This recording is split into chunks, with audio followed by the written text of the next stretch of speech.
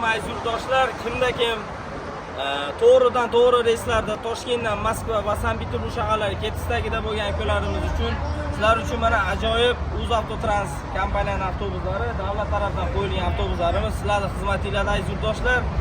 Avtobus ish holatida 51 ta mesta, hamma sharoitiga ega, konditsioneri bor, zaryadka ustroysi, hamma sharoiti bor akalar. Eng qizig'i dushanba, seshanba, payshanba, juma akalar. Tashqaridan turib olib, mana avtobusni ko'rsatmaymiz, ichki holatini ham ko'rsatib boramiz hozir.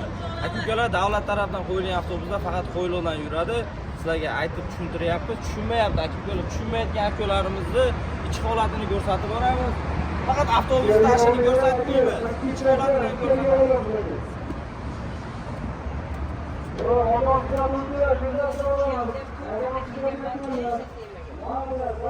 Avtobus tonirovkali uchun jicha ko'rinish nima bo'lyapti? Qorong'uroq, lekin reyslarimiz dushanba, seshanba, payshanba, juma har doimgidek ayollar oldi qatordan, keyin er-xotinliklar, bolaliklar, aka-ukalar bir kun oldin bog'lanib WhatsApp orqali biletinglarni amalga oshirib qo'ysanglar bo'ladi.